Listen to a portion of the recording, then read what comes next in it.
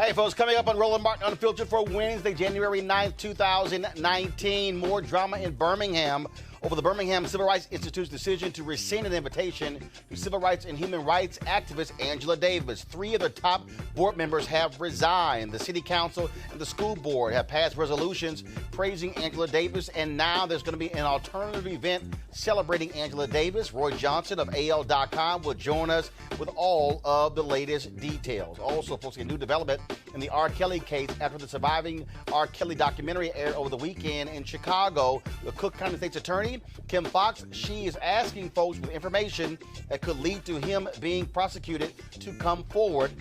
Look for my interview with her as we talk about the particular case. Donald Trump threw a temper tantrum that ended a meeting today between Democrats over the issue of reopening the government. Now, last night when he gave his wall speech, he threw out that black people and Latinos are most impacted by illegal immigration.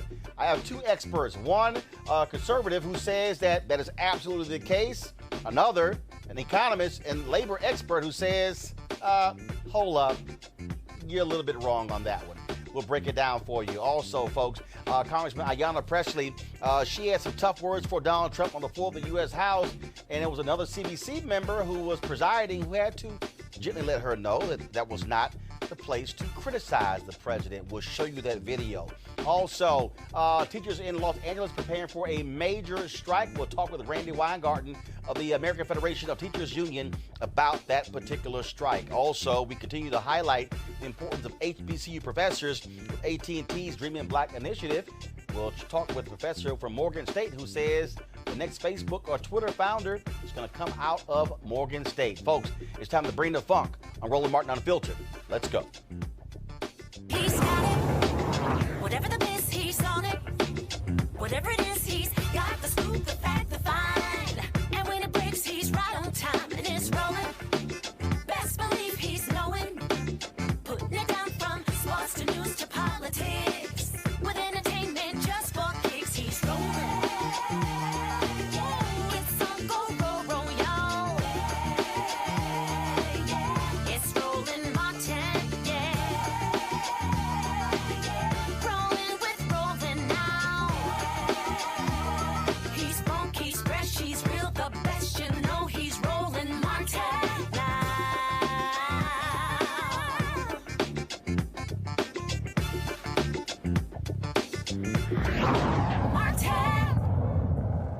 All right, folks, we've been covering the drama out of Birmingham with the Birmingham Civil Rights Institute after they decided to rescind an award for Angela Davis. The decision was made on Friday. It has led to huge uproar in Birmingham.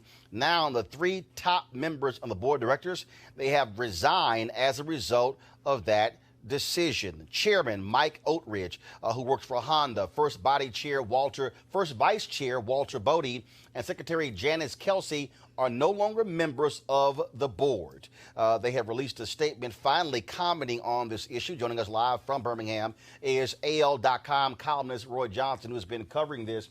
Roy, it is no shock that this is happening. I knew it was going to come down, and it came down today.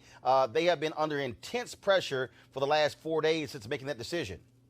Well, as you said, there's no surprise that these shoes finally dropped, and I expect there will be more. This is a big blow to the Institute. It's a black eye that certainly extends around the world. The coverage has been global. You had to see some heads roll, and these were the first 3. I imagine there's going to be some reconfiguring of the board before this is all over, and certainly more scrutiny on a board that is now still clearly in the crosshairs of a lot of people in this city. I was talking to some folks there, and they said, first off, that the majority of the board isn't African American. You have those 3 resignations, and then, of course, they released a statement where they acknowledge that the drama this has created in Birmingham. Yeah, that's true. And I know some of the people on the board, and most of them are good people, and we're still waiting to figure out how they came to this extremely bad decision and what were the factors, what were the pressures that led them to do it, and how they could not see this fallout coming. That still has not been explained to us. We've not gotten behind the curtain enough to find out exactly how this came about. We just know it came about quickly. It came about due to pressure from the Jewish organizations, from many Jewish organizations in the city. Most of people that I've spoken with in the Jewish community are surprised. We're surprised that they canceled the gala. They certainly had the right to express their opinion and their misgivings about the honoree, and that is their right. But the fact that the honor was canceled, that the honor was rescinded, and that the gala was canceled caught many of them by surprise. And of course, the pressure also added by the fact that the city council and I think it was also the school district who both passed resolutions praising the work of Angela Davis. Roy, did you hear me there? I did. I just heard. I didn't hear the last part. The city council and the school board, I believe, both of them, they passed resolutions praising the work of Angela Davis, correct? Yes, those organizations both did that very publicly. Yesterday, the city council, in an impassioned speech by one of the councilors, talked about the importance of Angela Davis and the importance of running your own institutions, and how the fact that if that had been a man, it probably would not have been done the way it came down. And then the school board gave its own resolution today. So organizations around the city are coming out in favor of honoring Angela Davis. And then, of course, as you mentioned at the top of the show, a coalition of local leaders, academics, business leaders, political leaders have come together and decided there will be an event celebrating Angela Davis on February 16th. Let's talk about that. And it's not going to be a ticketed event. It's going to be open to the public, correct? It's a grassroots event. They have not decided the venue. It's going to be a conversation with Angela Davis to talk about not just her legacy, but her work around the world now for human rights. And it'll be open, and it'll be an opportunity for everyone to come. I spoke with one of the organizations that sent a letter to the Civil Rights Institute saying that they asking them to reconsider their selection of her. And the head of that board, who said that they unanimously sent the letter, said they would welcome the opportunity to sit down with Professor Davis when she was here and perhaps start a dialogue to see if they could come to some common ground. It's also, I believe, this also causes folks to confront this whole issue of black-Jewish relations. Of course, we recently saw Mark Lamont Hill, who was fired from CNN because of his public support for Palestinians. Of course, Angela Davis said in her own statement that was the reason why this decision was made, even though the Civil Rights Institute has yet to say exactly what comments from her public record that they say do not meet the criteria of the Fred Shuttlesworth Award.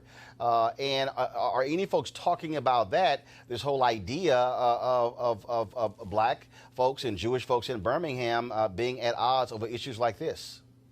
Well, what's interesting is what people are talking about is that there are numerous coalitions between African Americans and people in the Jewish community working on various projects. This was an instance that I think caught many people by surprise. Certainly anyone has the right to express their opinion and object to anyone being honored, but I haven't run across anyone in the Jewish community here who expected that the BCRI would comply with their request and then cancel their event.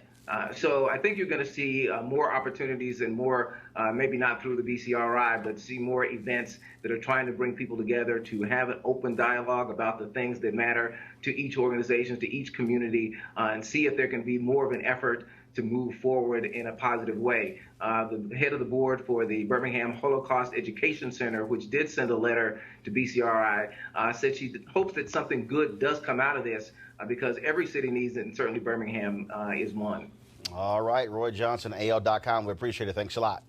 All right. I want to bring my panel right now. We have Rena Shabarar, Republican strategist, also Joe Madison, a Sirius XM radio show host, Monique Pressley, attorney, and of course we also have Bill Spriggs, economist, AFL-CIO, Howard University. Folks, again, this went from rescinding the decision on Friday to them not commenting. They still have not commented beyond these board members resigning. Now 3 folks resigning, lots of public pressure. Pretty stupid move by the Civil Rights Institute. Very stupid move. And here we are in 2019 with an individual who, by the way, has world recognition. And, you know, it takes you back to you know, the 60s, maybe even the 50s. And of all places, Birmingham, Alabama. And I'm a woman who's a native of Birmingham. Yes, exactly. And I'm just so glad that Fred Shuttleworth isn't alive to see this, because I'm certain he would be outraged to know that his name has been besmirched like this. Monique, you had Roy made a point about one of the council members talked about that they would have not done this to a male recipient. Now, what's interesting is that last year Harry Belafonte was one of the recipients, has been very critical of Israel. Danny Glover's a previous recipient, also critical of Israel. Those awards were never rescinded. Now is the case with Angela Davis. Right. We see the misogyny and the sexism kicking up all over the place, and I call it the era of Trump.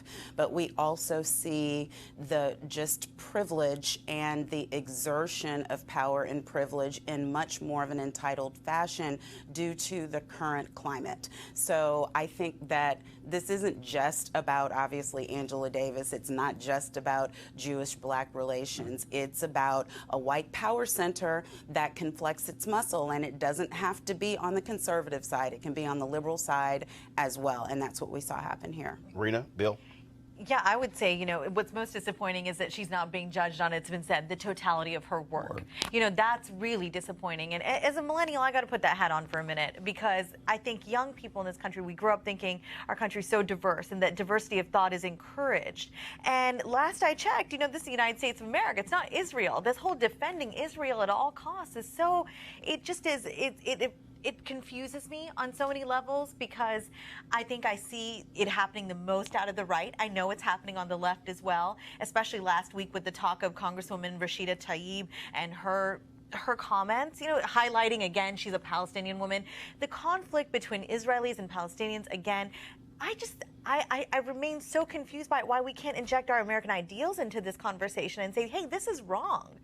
Somebody should, again, we should talk about the fact that founding farmers, it was in that article, the AL.com article, that founding farmers have owned slaves. Why aren't we rescinding awards of all these people who have done all these controversial things? Why just Angela Davis? So it's very confusing for me. Again, I can't stop using that word. Bill? Well, I think, you know, we have to get back to what is it that she objected to. Which they still have not said, and would not even tell her. Correct. And it creates division at a time in the progressive community. We don't need division. And if they were surprised or shocked that they got this reaction from the commission, then shame on them. Don't raise the issue if it's not going to be that serious to you. Also, I appreciate that grassroots folks, Joe, have responded and are going to still say they're going to hold an event on February 16th to honor her. And that's exactly what should happen. You know, most of these significant changes, all significant changes, quite candidly, always start from the bottom up. Yeah. And that's what this is an example of. And as the panel was talking, I just wonder how many of these people in Birmingham who object to whatever they object to and not telling anybody have been to Israel themselves, where even Israelis disagree over issues as it relates to the Palestinian and the Israeli conflict there. I've been to Israel, and I've met with people who have been both Israeli Jews, who have been Palestinians. Many of them have tried to work together. They often object. There's debate within. This is one of those debates we can actually say there are good people on both sides. Yeah, I hate that phrase now, but it's kind of true, you know. But I bet you after they see this podcast, I'll bet you anything, Roland. Now they're going to come up with some kind of explanation. But the reality is, you're right. It's going to happen anyway. She's going to be honored. She's worth listening to. I mean, this goes back to, remember when, I'm old enough to remember when the people rejected Angela Davis because they thought she was a communist. Right. You know, this is absurd in this day and age.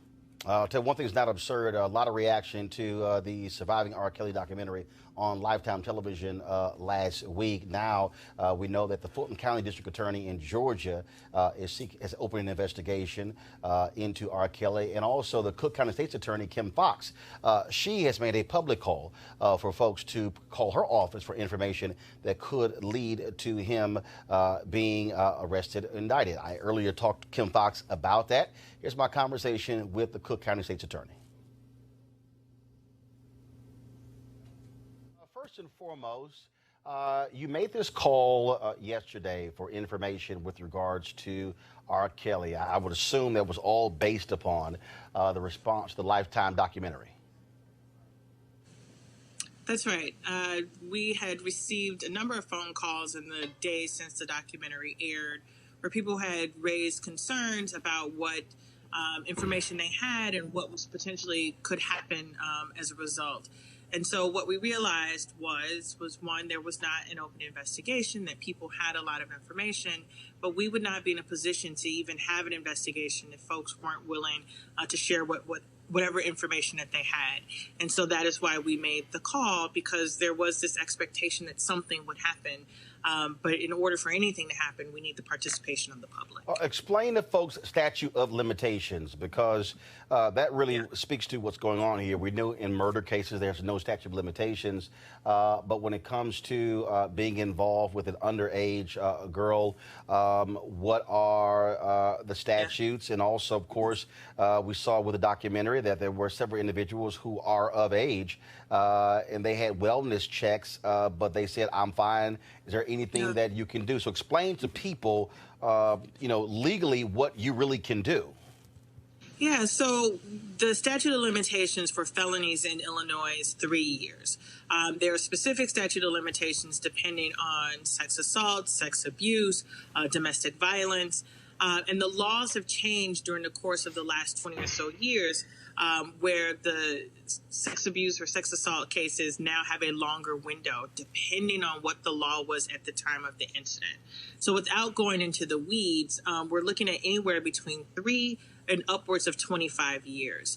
And again, having not fully vetted some of the information that we've gotten, we're not just talking about incidents of sex with underage minors. We're talking about instances of domestic violence, sexual abuse, sex without consent, based on some of the preliminary information that we have. So there's no one statute that we're looking at. And again, depending on the time period, we can be talking about anything from a few months ago all the way back to 25 years. Gotcha. So again, if it doesn't matter if somebody, let's say, is 35 years old today, if they were involved with R. Kelly or anybody else 20 years ago, you still have a period of time there.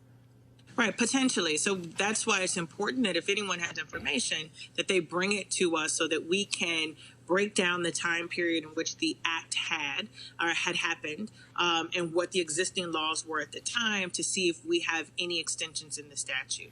And again, I think it's really important because people are talking just about one component of this, which is age, but there is also questions that have been raised around consent and around domestic violence and the others. And so I think it's important that if someone has information that they feel is relevant, that they make the phone call so that we can vet that information out. You also, in this case, you have to deal with the reality that, who can come forth? Is it a question of the alleged victim, or is it family members or parents? Because we saw in the case where he was tried, where you had some family members who said that the young girl in the video wasn't, they were able to confirm her identity, but other family members said that was not her. The young woman, she never testified, so she wasn't the one who came forward. It was with this videotape.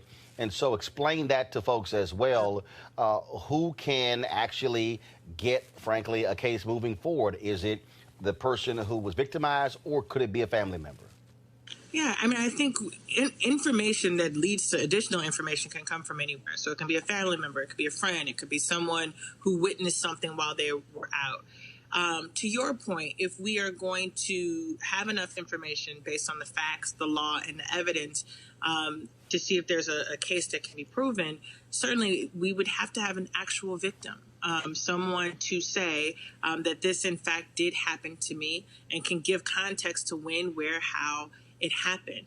So launching, someone else can bring the information forward, but we will need to have an actual victim.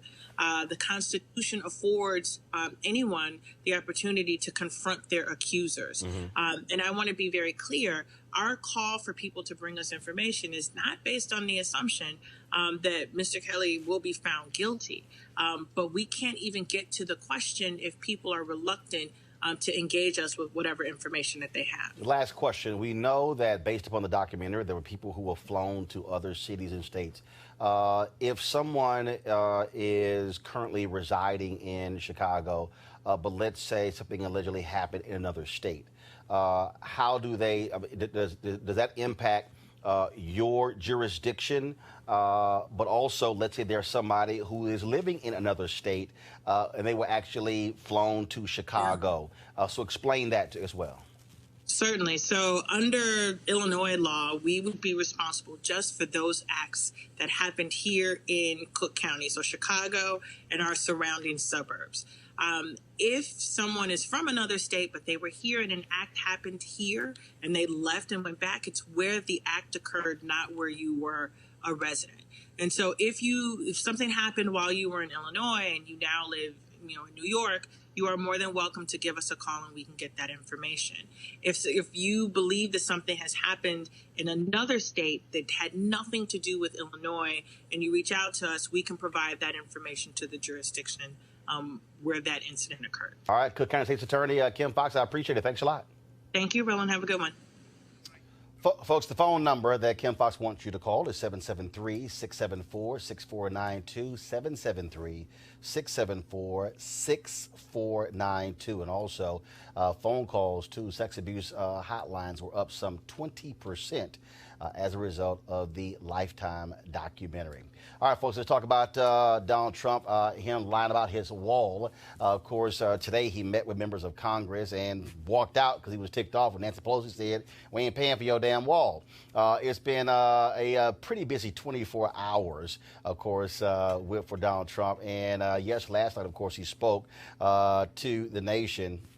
Pretty much a waste of airtime. Yeah, but earlier in the day, Congresswoman Ayanna Pressley, a new member of Congress, she was on the House floor, and let's just say she had a couple of words, pointed words to say to the Orange One. Mr. Speaker, I rise today in opposition to the occupant of the White House. Mr. Trump, you took an oath, just as I did 5 days ago, to protect and defend the Constitution and the American people. Sir,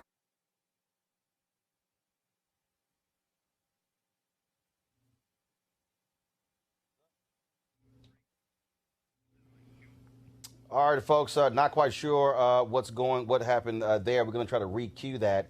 Again, Ayanna Pressley, she's a new member of Congress who is from Massachusetts. And so, all right, so they tell me they got it fixed. All right, so go ahead and press play. Mr.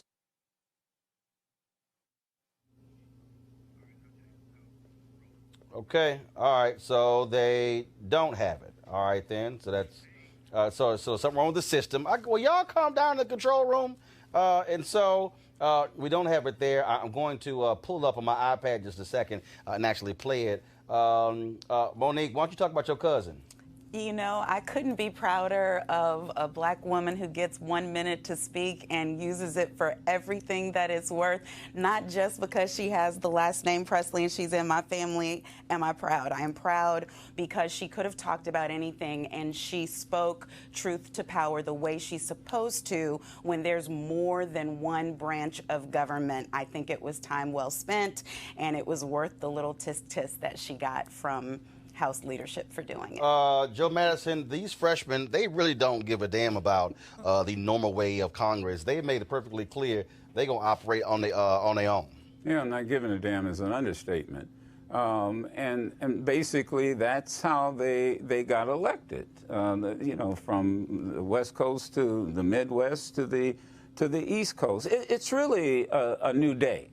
And the bottom line is a whole new attitude out there. Look, what do they have to lose? Let's be quite candid. They're 35th in a committee, so nobody's going to be paying much attention to them or giving them much power anyway. And as far as it appears, they're not trying to appease the leadership. They're dealing with their constituents. And that's what will get them reelected, to be quite candid. It's not going to be Nancy Pelosi, who maybe has got 2 more years in a leadership position. They're playing to their audience that brought them to Congress to do just what they're doing. And Rena, folks want them to see that. I want you to comment when we get 1 second. I'm going to go and play this from my iPad. So here we go. Here we go to my iPad, please. Mr. Speaker, I rise today in opposition to the occupant of the White House.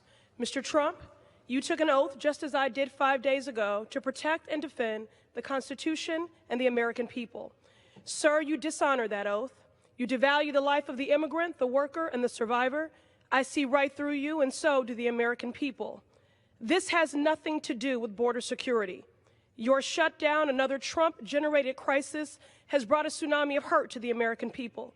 So today I rise to lift the voices of the unheard. I rise today on behalf of the families concerned about feeding their children because their WIC benefits will run dry. I rise today in solidarity with the thousands of workers with calloused hands and broken spirits working for no pay. I rise today in support of the survivor fleeing violent hands, seeking safety only to find the shelter door locked because of your shutdown. I rise today in support of the American people who believe in the promise of this nation and ask for honest pay for an honest day's work. Today I rise as one and I stand as thousands. Thank you, and I yield back. Members are reminded to refrain from engaging in personalities toward the president. Now, of course, chairing was former CBC chair, Congressman G.K. Butterfield. Rita, what the hell? First of all, personality toward the president. I don't know what that phrase even means. You know, in this moment, checks and balances are so very needed and necessary. So I could see people saying, has she no concern or care or knowledge of really her place? She should stay in her lane. She should know, really, you don't engage in this kind of talk from the floor. But this is not a moment for that anymore. Frankly, it's really not, because it's time that we really let the American people know here in Washington that this is how our government works. And I really like that she spoke truth to power. She used her role as an elected representative to say something that concerns her about another branch of government that she's able to check on. So yes, she's one voice in a very large House of Reps, but it's good that she did it. Of course, conservatives are going to be angry. I, on the other hand, am, I'm envious. I'm super envious. I caught a lot of flack last week on PBS. I said I admire people like Ayanna, people like Ilhan Omar. I even said Alexandria Ocasio-Cortez. These women, gosh, I wish at least one of them were Republican. Just all of them are Democrats. And I haven't got one to say, here's a conservative woman. So, I'm in this moment very concerned about women from across the U.S., women across the ideological spectrum being represented in our government. But we should call a spade and say she's super impressive. I have heard in the past from conservatives that she is probably the most impressive of the youngest new crop of progressive young female Democrats that were elected. Only one point I would argue with you is that they still need Speaker Pelosi. She holds that power to fundraise. First of all, she ain't going anywhere. Come on now. They need her. First of all, she's not going anywhere. Look, the reality is this, and all that talk, that's great. Do you honestly think the people in Peoria, I always talk because that's middle America, understood what Butterfield said? They don't care. I mean, he said... I'll choose East St. Louis before I choose. All right, let's pick East St. Louis. Before I went to school in St. Louis. A lot of good friends in East St. Louis. There you go. They don't care. They don't have no idea what the procedure was, nor do they care. And they probably didn't even know who he was. They sat there and heard, and this is what. And he had to. First of all, GK was agreeing with her, but because he was presiding chair, he had to make the statement. But the bottom line, he was like, "Yeah, go ahead, girl, go ahead, keep saying that thing." And don't get me wrong. Don't get me wrong. That was universal. I agree with that. And you're right. I mean, Pelosi does hold the power. Yes, she will give them. She'll give them all an office in the corner, in the basement somewhere. Because they're freshmen. And they were going to get it anyway. They freshmen. They were going to get it anyway. Now, folks, they have good offices, and legislation comes from the people. But the better offices is when you've been that way. That's the whole point. Right. That's the whole point. Let's just be real clear. That's just like who get a big piece of chicken. Well, Ayanna has Shirley Chisholm's office. That's the best office you can get. I got you. All right, folks. Last night, y'all, when Donald Trump gave his wall speech, you knew it didn't take him long to try to pimp black people. Press play. but all Americans are hurt by uncontrolled illegal migration. It strains public resources and drives down jobs and wages. Among those hardest hit are African Americans and Hispanic Americans.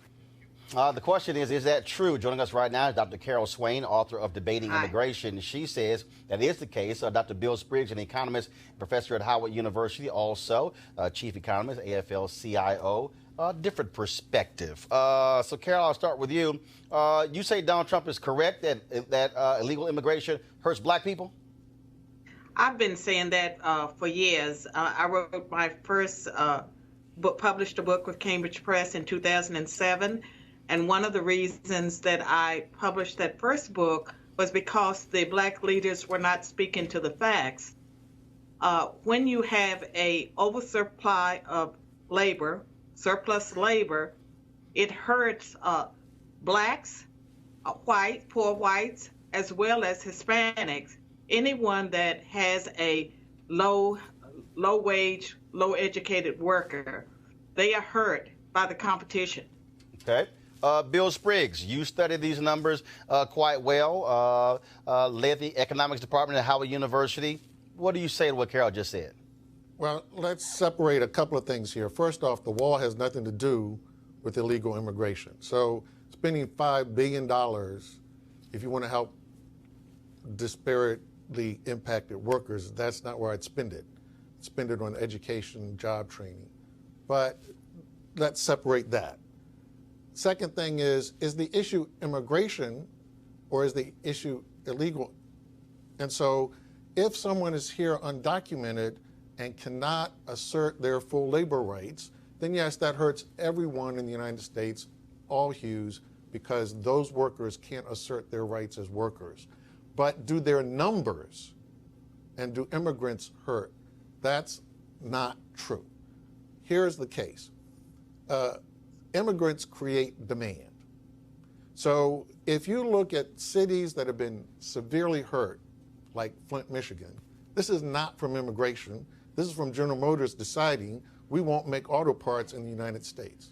If you look at New Orleans before Katrina, black people had no competition from immigrants, but had horrible jobs, horrible wages, and died in the flood because they didn't have transportation to leave the flood. So where you don't have immigrants does not mean that black people prosper. When you have immigrants, you create demand. What do we do as a people? Disproportionately, black people are employed in transportation. If you show me a community that's shrinking and dying, they don't have public transportation, they're not hiring bus drivers, they're not hiring subway engineers. So we gain jobs from having increased demand. New York City is vibrant because of immigration. If you look at Los Angeles, it's vibrant because of immigration. So there is a plus to immigration. Is it true that those with the least amount of education might be competition? Well, yes, but African Americans overwhelmingly are high school graduates or more. In fact, if African Americans are overwhelmingly higher educated workers, 45% of unemployed blacks are high school education. Another 48% have more than a high school education. Only a small percentage of unemployed black people are dropouts. The reason African Americans face a problem in unemployment is because if you are a white high school dropout, you have the unemployment rate of a black person with an associate's degree. Yes, sir. Carol? That's why we have a problem with unemployment. Carol, go ahead. I'd like to speak to. I'd like to speak to the larger issues that he's referring to. Immigration has been out of control for decades, and the wall is not meant to solve all the problems. That's just one component. We need to totally reform our immigration laws. We need to do something about the people who overstay their visas. And 40% of the undocumented persons in the country are people who overstayed their visas. But Carol, I want you to respond to what Bill said. He laid out, he talked about New Orleans, talked about New York and LA. Yeah, I heard all of that. Okay, so I want you to respond to that where he says that, okay, so if Respond to what he says in terms of it not hurting black people. Go ahead. Yeah, there are communities that parts of Detroit and different places where immigrants have moved in and they've set up businesses. That's not relevant to the discussion about what the impact immigration as a whole has on the black community and low-wage, low-skilled workers. And in those communities where you have lots of immigration, even if the immigrants are working 3 and 4 jobs, as many of them are, they're not making enough money to not be poor. And so that's a greater burden on the education system. And there have been studies to show that blacks are getting worse education now because all the focus is on trying to educate people from many different languages. Wait. I'm speaking to it. I'm speaking to what he has to say. Hold on, Carol. You just said there are many different studies that show that the money is going to educate folks. No, I'm telling you that I want to deal with what he discussed. Right. You all can have all the fun I do too. Carol, first of all, that's why. Carol, hold on. Carol, that's why you're here and Bill is here. I'm the one who booked the segment, so I know why you're here. Now go ahead and finish your point, then I'm going to Bill. Then. Well, you talk literally for 2 straight minutes, but go ahead. See, what we really need to be concerned about is the overall impact on the communities. When you have large numbers of undocumented persons or people that don't speak the languages, it impacts the schools. No. But Carol, how does that impact black people? Communities. No, the discussion. It pushes them. It affects their ability. Like now, all of those people that we are allowed to stay, they're going to be competing for housing with black people and other poor people, and so it affects the housing. It affects every segment of society, and the people hurt the most are not just black people, but low-wage, low-skilled Americans. Bill, and it's time for us to put Americans first. Bill, please respond. America first. So the increasing demand for housing can be a good thing because it increases demand for the services that go with it, which means you create jobs. If you look at Appalachia and you look at dying parts of rural America, their complaint is no one wants to live here. We don't have the space or the economy to grow, and our kids are leaving. In many of those places, the only people who have come in to keep those rural, isolated places alive have in many cases been immigrants. So it's not this competition that you suggest. What we do get are from people who want to continually pit worker against worker, not increasing the size of the economy in response to a growing labor force. And so the problem isn't having workers, the problem isn't raising wages, the problem is not maintaining labor standards, and that's the problem that we have right now. We have to do a better job of improving labor standards, and yes, if we granted those workers status so that they could fight with their employers, so that they didn't fear being deported, if we could regularize them, then yes, those workers would be a plus to the economy. It hurts to lower labor standards for any set of workers, whether it's African Americans returning from being incarcerated who must work at any wage or face going back. It's bad for any set of workers to be put in that position of a disadvantage versus their employer. And we have to level the playing field. We have to give workers the right to bargain and to negotiate. And of course, if workers aren't here with status, that does hurt them. But the key is, if you want to be in a community that's vibrant, that's growing, where the economy is expanding and creating opportunities, you have to have more people. The birth rate to native-born Americans, white and black, has been declining. And so if America is going to grow, it's going to have to grow from having more people from many different sources. All right, we Carol, just have to be open to that. Give you the final word, go. I think that we need to look at the immigration problem as a whole, and that we need to reform immigration. And I think the wall is one part of it. And I think we need to be fair about the things that President Trump has done that's benefit Americans as a whole. And so my position is that we need the barriers. We cannot absorb all the people who want to live here in America.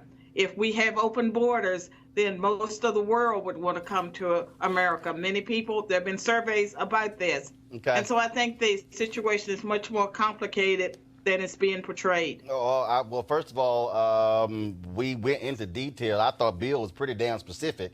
Laying certain those aspects things. of it, but not. It's much more complicated than Yeah, we lay it out there. That's one part of it. but Carol, I was waiting for you to offer these other stuff that you were talking about. And I'm trying to do the best I can in a situation that's clearly hostile towards anyone that's conservative. Carol, hold up. Let me help you out. Now, I used to see you on Lou Dobbs' show.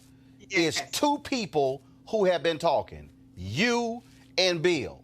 Okay, this is not hostile. No, Carol. This is not hostile. It's not like the whole panel here. So please don't try to jump to that old conservative tactic of, oh my God, it's a hostile environment. Well, I mean, I listened to the show before I came on, and so I heard nothing positive about the president or about conservatives. Carol, first of all, Carol, this discussion had nothing to do with Donald Trump. This discussion was about what he had to say about black people and Latinos being hurt by immigration. He's absolutely right. They are hurt by immigration, and that's why I offer you the opportunity to say it. Now, if you want, my book. But Carol, Read no, my book, hold and on, there are chapters on it. Carol. Here's very simple. Bill offered a litany of details, and you had the opportunity to do so. Now, if you couldn't get it done in time, that ain't on me. I have a full book on it. So if you want to be educated about it, you can read the chapter that has to do with the Black Caucus, black unemployment, and the impact on American workers. Okay, Carol. All right, but here's the deal. So we had no issue discussing this, but this was not hostile. So try that on somebody else's show. You had an opportunity and was given it to be able to make your points, but it wasn't hostile. Nice try. Roland, it didn't work. Seeing you. All right, Carol. And take care. All right, you take care. You have a good one. All right, then.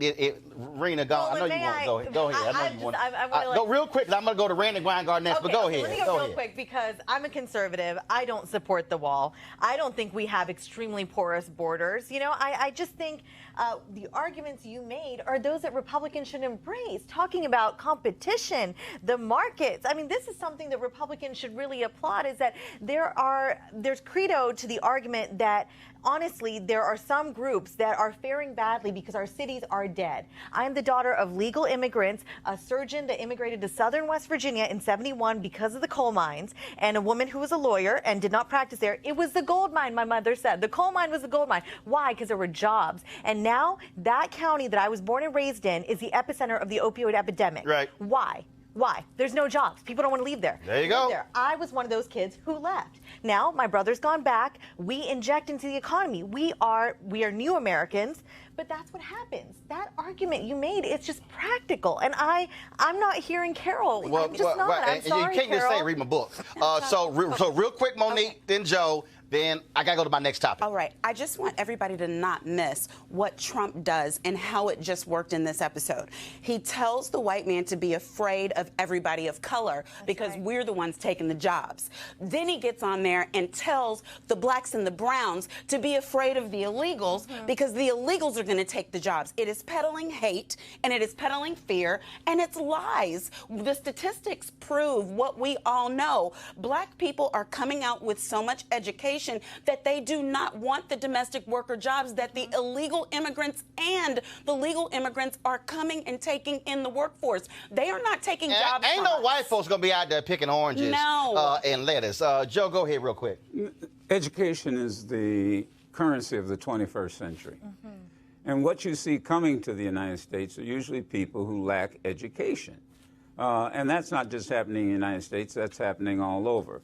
But isn't it amazing that he opens up his speech yesterday saying unemployment is hurting blacks, but in the same breath, when he gets in front of other people, he says this is the highest employment statistics that we've had in the history of the United States. And then finally, let me say this. If you really want to deal with this issue of employment and who gets hurt, here's what you ought to do. You ought to frog march the owners of these businesses who sit up here, know these folks are illegal, underpay them, and the reason they hire them because they're illegal, because they can't complain. I'm sorry, you mean like the person where they forged documents at his golf course in New Jersey, or the guy, The occupant. the guy in the White House who did the very same thing, and then down there in Florida at Mar-a-Lago, they keep saying, "Hey, we can't hire any Americans. Can we keep hiring folks from outside the country?" Absolutely. And my mother-in-law, God bless her, and her whole family came from Oklahoma after the Dust Bowl, went to California, worked in the vineyards, and then what happened was they complained about the working conditions. And as soon as they complained about the working conditions, they got fired. Boom. And then who took their place? And these, by the way, were educated African Americans who had degrees from places like Langston. But they were frozen out of other places. That's the only place where they could work. That's absolutely right. Exactly. All right, first of all, Bill Spriggs, thanks for breaking that down for us. We appreciate that. Now let's talk about the issue of labor unrest in Los Angeles. 735,000 students in the L.A. school system, 30,000 teachers, the budget nearly $8 billion. But the teachers are set to go on strike on Monday. Why? Why are they striking? Joining us right now is the head of the American Federation of Teachers Union, Randy Weingarten. Randy, how you doing? I'm good, Roland. How are you? Doing great. And we have seen It was great to hear the last panel. Thank you. Well, yeah, it was so volatile, all that little nonsense Carol was talking about. But so let's break this thing down. In the last couple of years, we have seen teachers use the power of strikes to get, frankly, what they need and their demands. And so we saw, of course, in Oklahoma. We saw in West Virginia. We saw in Oklahoma. We saw in West Virginia them go on strike. Why are they seeking to go on strike in Los Angeles? What are the reasons? So let me just say initially that nobody wants to go on strike. Right. And a lot of people in the last few days have been saying, is this a strike wave? No, it's not a strike wave. The last thing teachers want to do is go on strike. There's been 20 months of negotiations. What the LA teachers and paraprofessionals are saying is that give us the conditions we need to succeed with kids. Our class sizes are 40 to 50. We don't have nurses in schools. We don't have guidance counselors. There's more armed guards than there are guidance counselors in schools. And at the end of the day, you're right, there's an $8 billion budget. There's a $2 billion reserve. And the state has a lot of money that Gavin Newsom wants to give out to districts as well and deal with education issues. But Austin Butner refuses to negotiate. Okay, first of all, for folks who don't know, that's why. Who don't know, who's Austin Butner? Sorry, he is the superintendent of schools. And in fact, the first time he ever came to a bargaining session was Monday after a strike date was set. And so what the union has done is they've tried to actually do everything. They've gone through fact-finding. They've waited a long time. And it was only when a strike date was set that the school system actually got serious and actually made a proposal on Monday. Now, they were bargaining all day today. Hopefully they'll bargain all day the next few days. But it actually takes two parties to try to solve things. And the school district really is focusing on dismantling, destabilizing, and crying poverty rather than giving teachers and kids the conditions they need for kids to succeed. Joe just said. What specifically are the top 3 or 4 demands of teachers in the LA school system? Guidance counselors in schools, nurses in schools. So let's stop right there. When you say guidance counselors in schools, what is the current state? Are there guidance counselors? 80% of the schools. 80%. This is a school district where 80% of the kids are poor. 80% of the schools do not have a full-time guidance counselor or a full-time nurse. Not one? They do not, 80% do not have a full-time nurse or guidance counselor. Let me fast forward to the charter school that I help run in New York City that has 100% graduation rate, public high school in the South Bronx with a 95 to 100% graduation rate for the last 5 years. We made a choice to actually have one guidance counselor per 100 children, not one guidance counselor for 1,000 children, but 1 for 100 children. And how many students in that school? In that school, in we New have York? 400 high schoolers. So you have 500 high schoolers. So you have one. Yeah.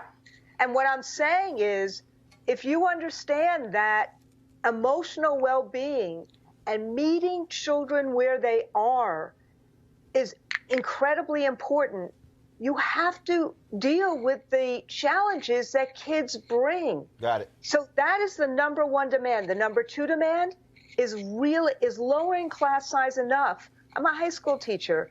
My top class sizes were about 30.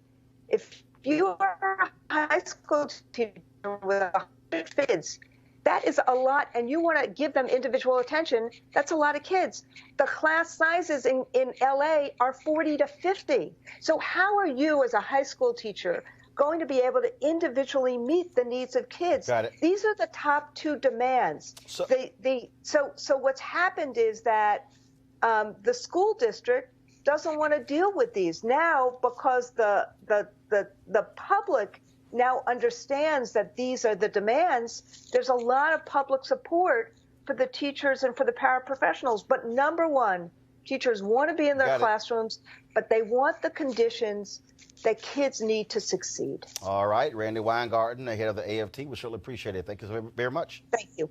All right, real quick to our panel. Just as I said, we've seen teachers use their power to increase their wages in West Virginia, in Oklahoma, and in fact, several of them ran in Oklahoma and beat a lot of those Republicans, Rena, in Oklahoma, who keep saying, "Oh, I support education," for voting against teachers.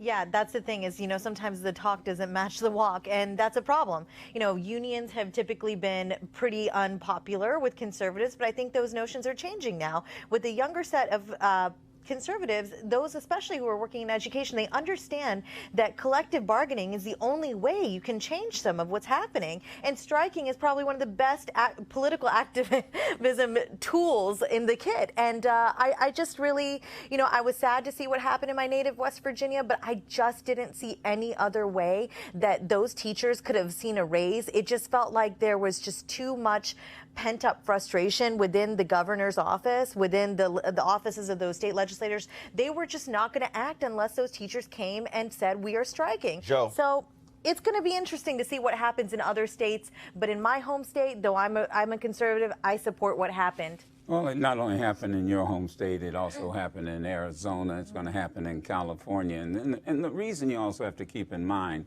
they have support from the parents, the community. And when you multiply that, when you not only have dues-paying union members, but then when the parents understand and agree what they're fighting for, there was nothing unreasonable about what they said. And what's so crazy is that you'll find that most conservatives probably were educated in public schools. That's right. They were educated in public schools. You mentioned Lou Dobbs earlier, because I used to go on his show too.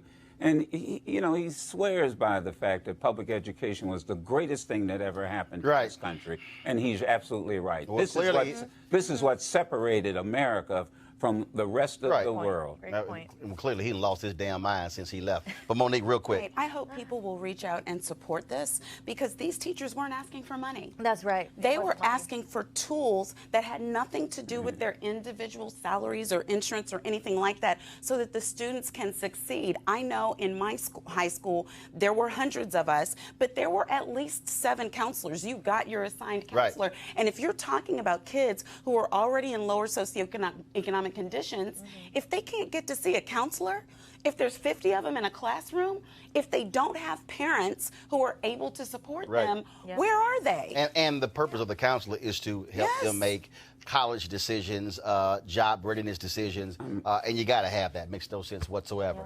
Folks, we talked about education. That is, of course, the most important thing when it comes to HBCUs, not the bands, not pledging, not anything else. And so we've teamed up with AT&T for a series of stories about HBCU professors called Dream in Black. Today, we visit Morgan State University in Baltimore, where the whole issue is about technology.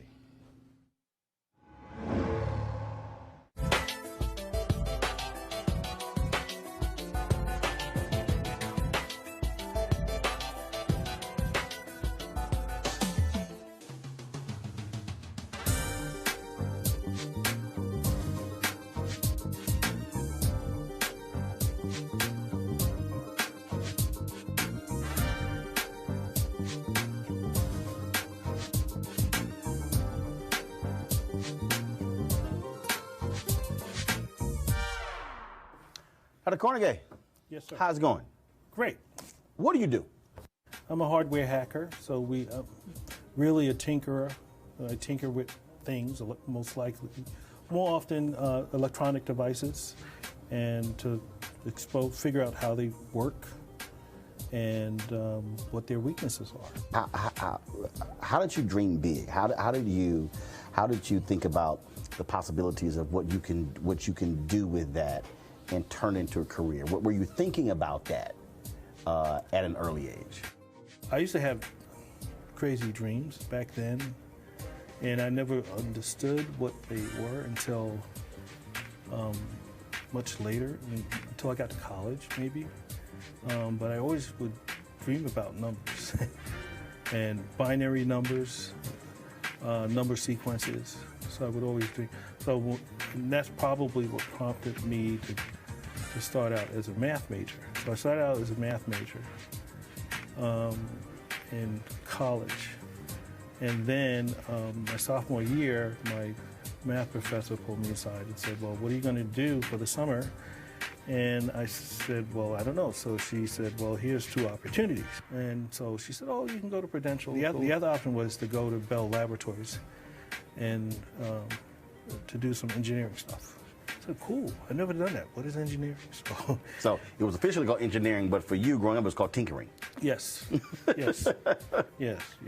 And so you go to Bell Laboratory? Yes, I did.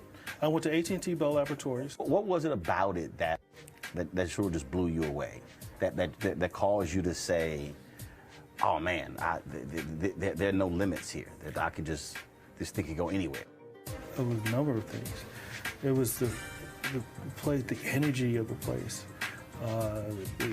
the innovation. This is a place where creativity, ideas come to life.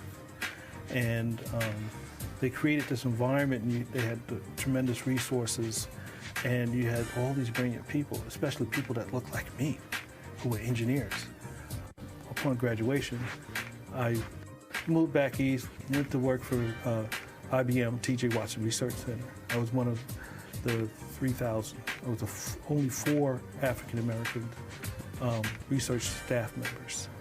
Talk about why it's important for us to encourage not just young folks, but just encourage people to dream big. If you don't dream, you will never fulfill your destiny. But you have to see yourself, and you have to project it, and you have to speak it into existence.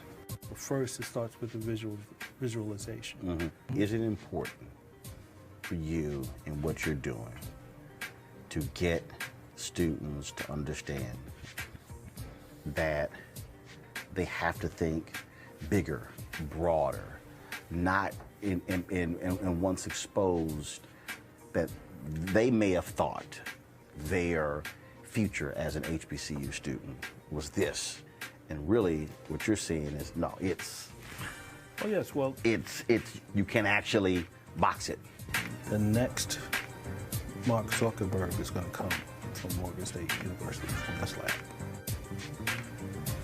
This is someone who's going to think big and have some sort of lead, come up with this innovation that will lead to the next social media craze.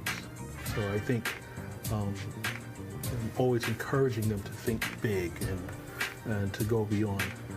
And I give them a lot of latitude, but I expose them to the different aspects of our business, the academic. They do internships so that they, they're pulling their own red wagon, but ultimately I do have some that have that entrepreneurial spirit. So I encourage them. I put them in opportunities where they can flourish and grow and introduce them to the right kind of people, because we need that. All right, folks, for more information, go to AT&T.com/dreaminblack.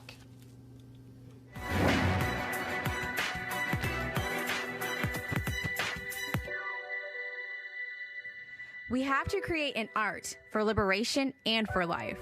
Artist Elizabeth Catlett.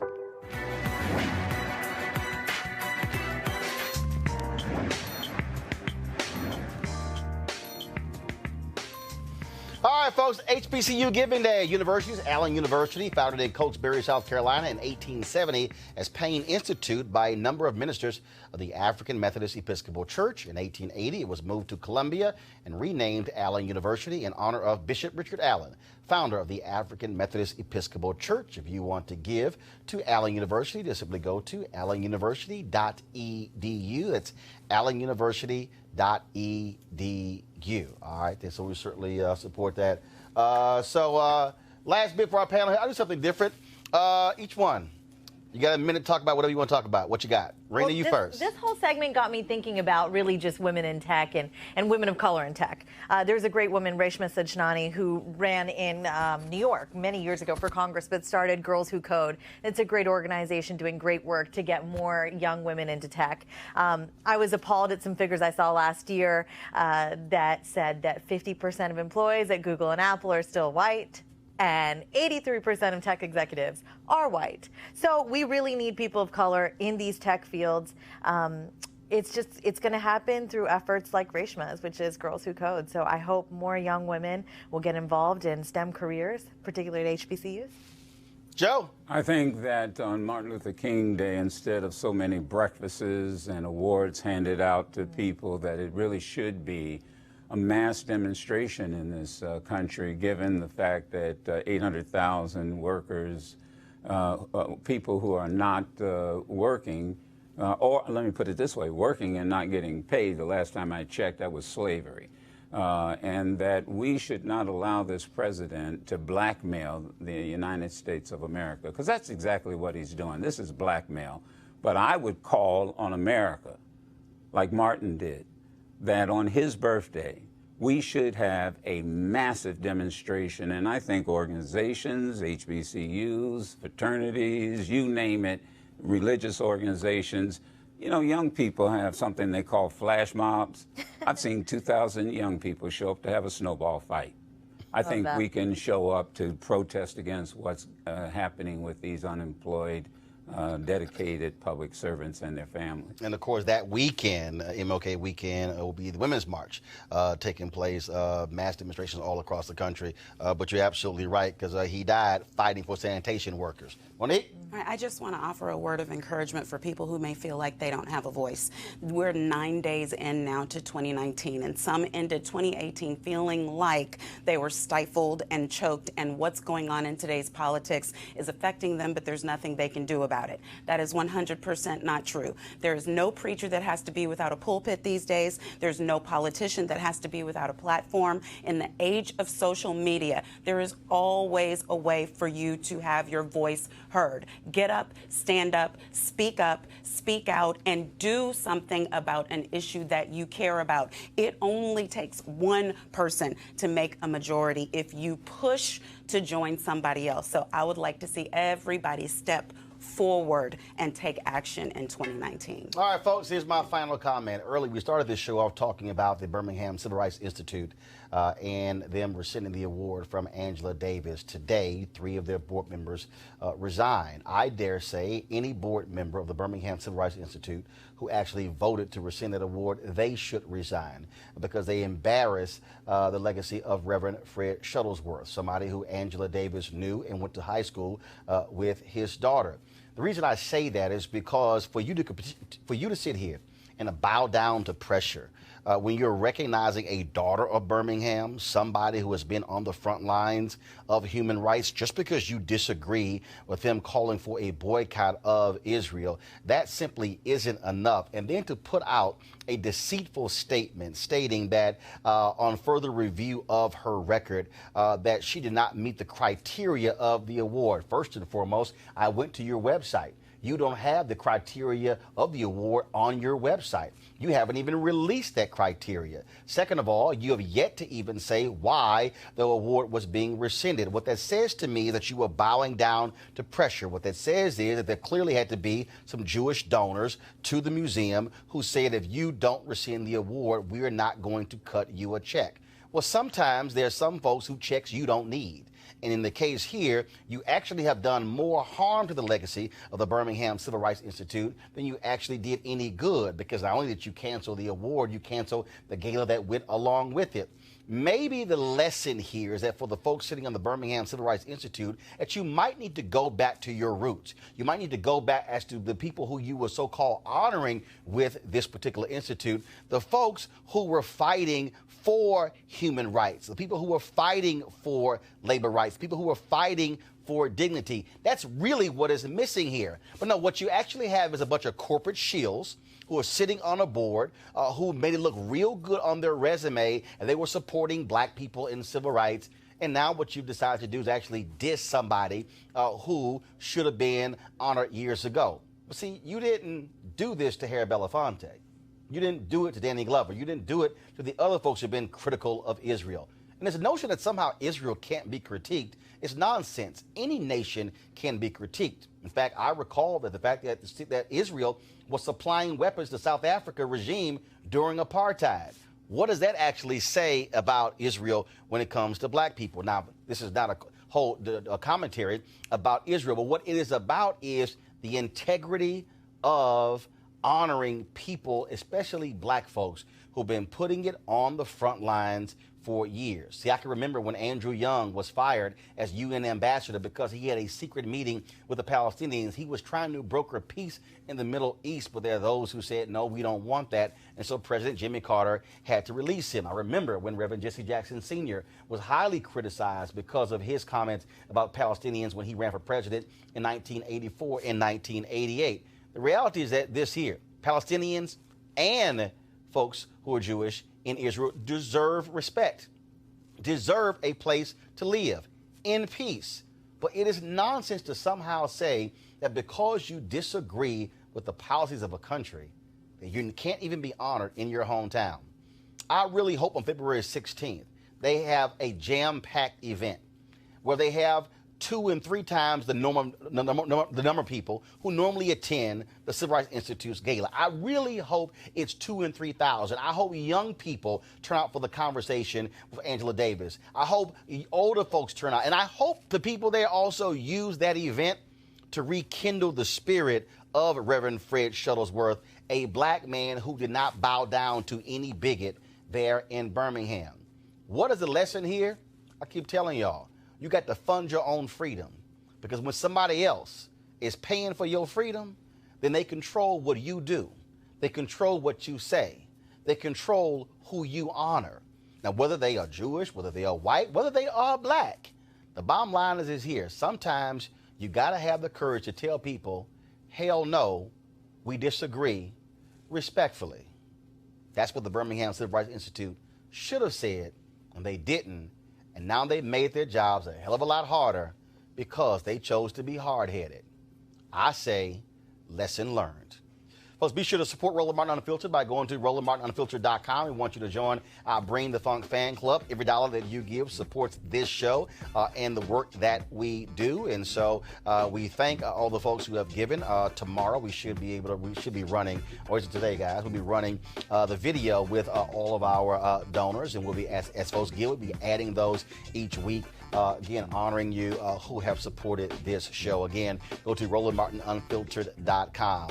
If you also missed our conversation last night with the cook, Michael Twitty, about the history of black folks in food, go to our YouTube channel. It's a great conversation. You don't want to miss that. That's at youtube.com/Roland S. Martin. I want to appreciate Bill Spriggs, who was here. Rena, thanks a bunch. Joe Madison, thanks a bunch. Monique, thanks a bunch. And go ahead. You wore your damn shirt, so I know you go ahead, show your shirt. Because, see, you said this on the show last time with Malik. Y'all go ahead and zoom in. And Monique is selling this shirt. And so she should be giving a cut to the show. But go ahead. Y'all go ahead. We got robotic camera. Zoom in. Zoom in. Go ahead. Are You Finished was birthed on this show. Thanks, Ro. Yeah, so add it to my list. Are you pausing or are you finished? Remember, that's what she jammed up Malik on the show. And so she said, where can I get the shirt? Come on, sell it. You can go to Monique Pressley on Shopify and get the shirt. Or just go to my Instagram page at Monique Pressley, and it's in the link. Okay, if you just put it on MoniquePressley.com and just say go there, that's the easiest thing in the world. go to my Instagram, follow me, and then get a shirt. Lord have mercy. I got to teach some people entrepreneurship. All right, y'all. We appreciate all of y'all watching. Be sure to, again, follow us on Facebook, Periscope, and YouTube. Click live notifications so when we go live, you will be notified by that as well. So thanks a bunch. Got to go. Holla!